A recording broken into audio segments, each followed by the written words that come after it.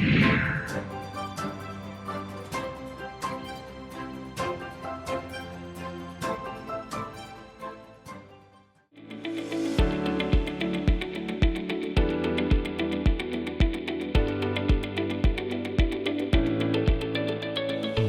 मंथन के दौरान ये भी दिखाया जाता है कि समुद्र मंथन के दौरान जो अमृत कलश निकला हुआ था, उस अमृत कलश से अमृत पीने के लिए देवता और असुर दोनों बैठे हुए थे। दोनों को अमृत का पान करना था, लेकिन ऐसे समय में अमृत पान कराने के लिए पहले देवताओं को अमृत पान कराना, देवों के श्रेष्ठ मतलब विष्णु, ब्रह्मा और शंकर ने ये डिसाइड किया हुआ था। उस हिसाब से विष्णु ने फिर मोहिनी रूप धारण किया हुआ था और देवताओं को ही अमृत का पान कराया गया, असुरों को पान नहीं कराया गया। उसके पीछे का एक रहस्य है। मोहिनी रूप का अर्थ है परमात्मा साधारण तन में प्रविष्ट होके, सिर्फ जिसको दिव्य आत्माएं ही जिसे पहचान सकती हैं और वो उस ज्ञान अमृत को धारण करती हैं। ज्ञान अमृत जैसे जैसे जीवन में उतरता जाता है, आसुरी प्रवृत्तियां स्वतः ही खत्म होती जाती हैं।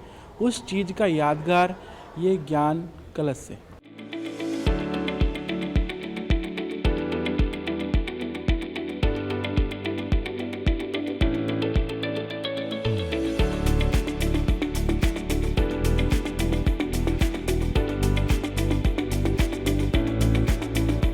ओम नमः शिवाय।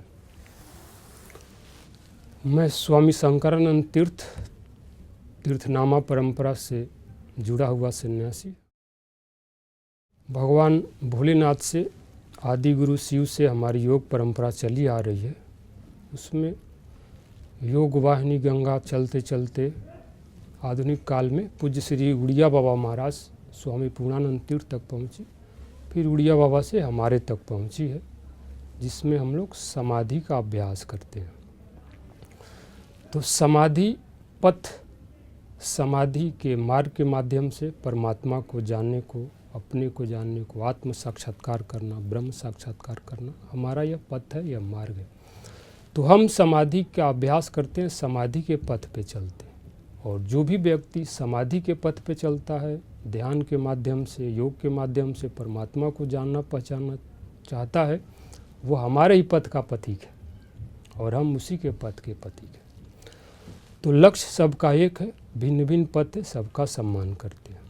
हमारा मूल मंत्र ही होता है कि कैसे भी परमात्मा से, ईश्वर से जुड़ना, चाहे किसी पथ से, किसी मार्ग से, किसी विधा से, किसी चीज़ से जुड़े, ताकि ईश्वर से जुड़ेगा तो जब कोई साथ नहीं देता है तब ईश्वर साथ देते हैं। बहुत अच्छा लगा यहाँ आकर के, और ख़ास करके जो बीज संस्कार के यहाँ दिखाया गया कि कैसे कृषि को शुद्ध सात्विक बनाना हो, वह कृषि ही, वह बीज ही फल बन करके हमारे वृक्ष के माध्यम से, पौधों के माध्यम से हमारे शरीर में पहुंचता है, वैसे हमारे संस्कार बनते हैं। तो बीजों में शुद्धता होगी, उसके पालन पोषण में शुद्धता होगी, बीज शुद्ध होंगे, ऑर्गेनिक होंगे, तो हमारा जीवन भी शुद्ध और पवित्र होगा। देखिए प्रेरणा, मैं जहाँ तक समझता हूँ कि इसमें दो बातें हैं। एक तो पूर्व जन्म के फल के बिना, इस प्रारब्ध के बिना इस मार्ग पे चलना मुश्किल नहीं होता है, क्योंकि मैंने ब्रह्मा कुमारी का झांकियाँ भी देखी है, वहाँ भी दिखा है कि इस प्रकार से कलयुग में लोगों की जीवन यात्रा चल रही है। तो निश्चित रूप से धन्य समझता हूँ, ये भगवान की असीम अनुकंपा है कि कहीं न कहीं वो मार्ग जाना पहचाना लगता है, यानी वो हमारे प्रारब्ध में मिला। और ये स्थूल जीवन में कह सकते हैं कि हमारी माता जी का, उनका दिया हुआ संस्कार, हमारे माता पिता का, कि जो प्रशिक्षण उन्होंने हमें दिया, तो बाल्यकाल से ही जब पूरा होश भी नहीं संभाला था, माता जी कहती थी कि इस प्रकार से मार्ग ऐसे चलना आपका होता था, चलता आ रहा है। तो जीवन काल में सबसे पहला जहाँ तक हुई तो मैंने योग लाइन को जोड़ा, योग के शिक्षण लिया, प्रशिक्षण देता रहा। आज भी सेवा भाव से अवसर मिलता है तो कहीं भी बांट लेता हूँ जो सीखा हूँ गुरुजनों से।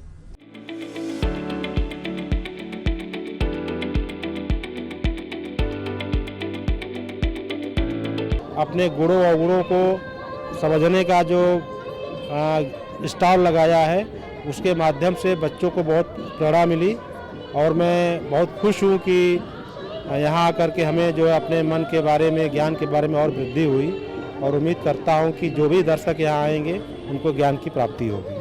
Thank you.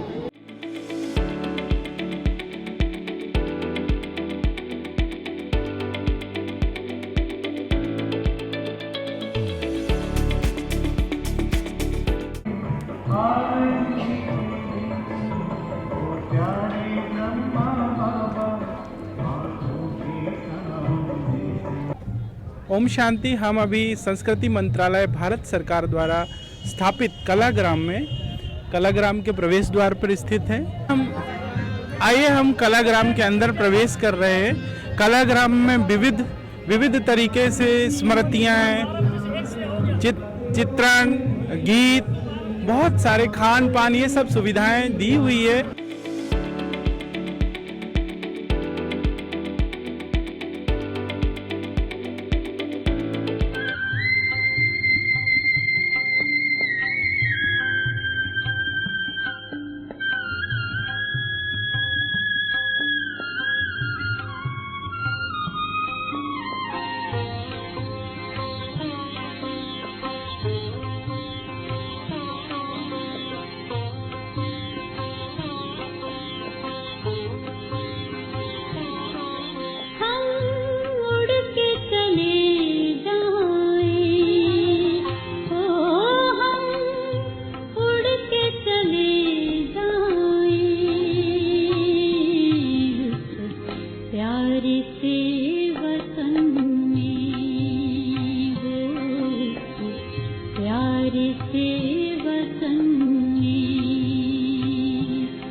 उस मीठे से वतन